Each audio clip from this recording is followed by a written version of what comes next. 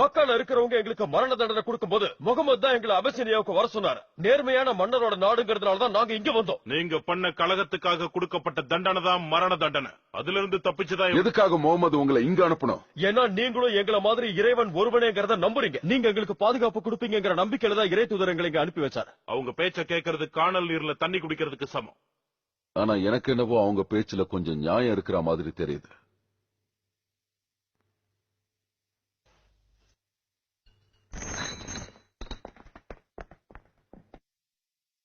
சொல்லுங்க. இத்தனை காலமா மரத்திலையும் கல்லுலையும் நாங்க உருவம் செஞ்சு அந்த உருவத்தை வழிபாடு செஞ்சு வந்தோம். அல்லாஹ்வை புரிஞ்சுக்காம அறியாமையில இருந்தோம். பூமியில சில சட்டத்திட்டங்கள் இருந்ததே தவிர தெய்வீகமான சட்டங்கள் எதுவுமே இல்ல. செல்வந்தர்கள் ஏழைகளை உதாசீனப்படுத்தினாங்க. சமூகத்துல கீழே விழுந்த தன்னோட சகோதரனை இன்னொருத்தன் தாங்கி பிடிச்சான்னா அவங்களுக்கு இவங்க வச்சிருக்கிற பேரு சமூகத்தை கெடுக்கிறவன், கலகக்காரன். இந்த கொடுமைகளை எதிர்க்கிறதுக்காகத்தான் ஒருத்தர் வந்திருக்காரு. அவர் இறைவனால தேர்ந்தெடுக்கப்பட்டவர். அதுல நாங்க நம்பிக்கை வைக்கிறோம்.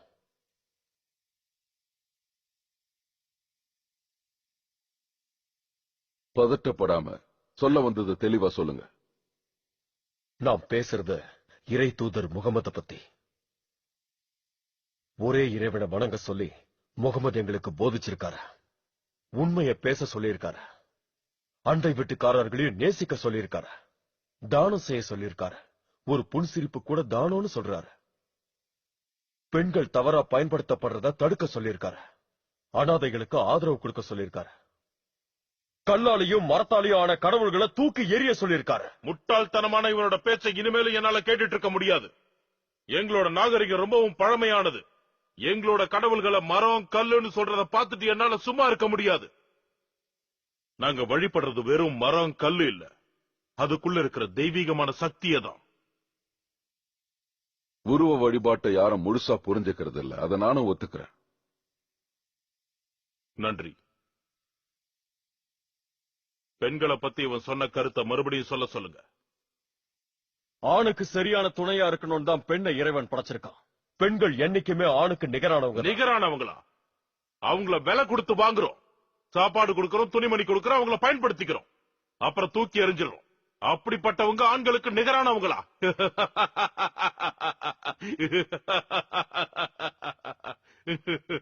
மனித இனத்தை இறைவன் ஒரு பெண் ஒரு ஆண்ல இருந்துதான் உருவாக்கினான். அதனால உங்களை சுமந்த கருப்பைகளை கொண்ட பெண்களை நீங்க நிச்சயம் மதிக்கத்தான் வேணும். இவங்க வாதத்துக்கு மறுப்பு சொல்லாம ஏன் எல்லாரும் பேசாம நிக்கிறீங்க? இவங்க சொல்றத நம்புறதா வேண்டாமா? இறைவன் ஏற்கனவே தூதர்கிட்ட பேசியிருக்கான். ஆபிரகாம் மூலமா, நோவா, மோசே, இயேசு கிறிஸ்து மூலமா பேசியிருக்கான். இப்ப முகமது மூலமா இறைவன் நம்ம கிட்ட பேசுறாங்கிறத மட்டும் ஏன் ஏத்துக்க மாட்டேங்கிறீங்க?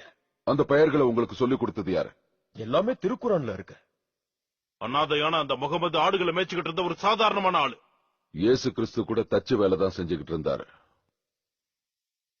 இயேசு சொன்னதும் உங்க முகமது சொன்ன கருத்துக்களும் ஒரே விளக்குல இருந்து வர இரு ஒளிக்கீற்று மாதிரி இருக்கு. அவங்க போய் சொல்றாங்க. கிறிஸ்துவ அவங்க எதிர்க்கிறாங்க. நீங்க பிதா, சுதன், பரிசுத்த ஆவின்னு 3 ஆண்டவர்களை வணங்குறதா அவங்க சொல்லிட்டு இருக்காங்க. இயேசு கிறிஸ்துவ பத்தி என்ன சொல்றீங்க? ஆண்டவருக்கு மகன் இருக்க முடியாதுன்னு அவங்க சொல்றாங்க. இயேசு ஆண்டவரோட மகன் இல்லையா? இயேசுவை பத்தி நீங்க என்ன நினைக்கிறீங்க? இயேசுவை பத்தி எங்க இறை தூதர் சொன்னதுதான் நாங்க சொல்றோம். மரியம் என்ற கன்னிப்பெண்ணின் கருப்பைக்குள் ஊதியதாகவும் இறை தூதரான இயேசுவை கர்ப்பம் தரித்ததாகவும் எங்கள் தூதர் கூறுகிறார்.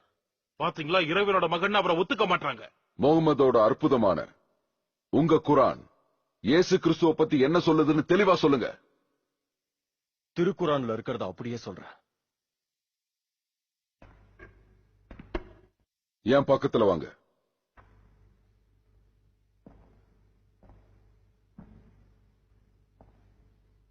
ஈடில்லா அன்பும் கருணையும் நிறைஞ்ச இறைவனின் பேரால சொல்றேன். திருக்குறான்ல இருக்கிற மரியமின் வரலாற்றை சொல்றேன். குடும்பத்தை விட்டு கிழக்கு திசையில இருக்கிற ஒரு அறைக்கு சென்றார். வானவர் கேப்ரியல் அவங்க முன்னாடி தோன்றி, உம்முடைய இறைவனால் அனுப்பப்பட்ட தூதன் தான், நீ ஒரு இறை தூதரை பெற்றெடுப்பேன்னு சொன்னதும், எந்த ஆண்மகனும் தொடாத நிலையில் நான் எப்படி கருவுற முடியும்னு கேட்டதும் அதை கேட்ட வானவர், அது அவ்வாறே நடக்கும் என்று வானவர் சொன்னார். அவர் மனிதர்களுக்கு ஒரு அத்தாட்சியாகவும் ஒரு அருளாளனாகவும் இறை தூதர் பிறப்பார். இந்த நிகழ்வுகள் எல்லாம் தீர்மானிக்கப்பட்ட விஷயம். இது எல்லாமே திருக்குறான்ல இருக்கு.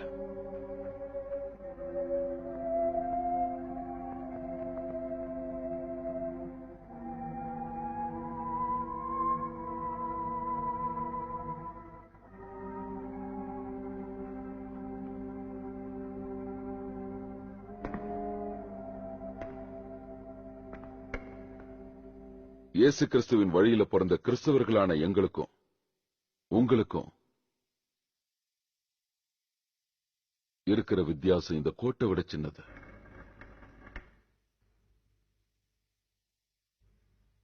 மலையளவு தங்கத்தை கொடுத்தாலும் இவங்களை உங்ககிட்ட ஒப்படைக்க மாட்டேன்.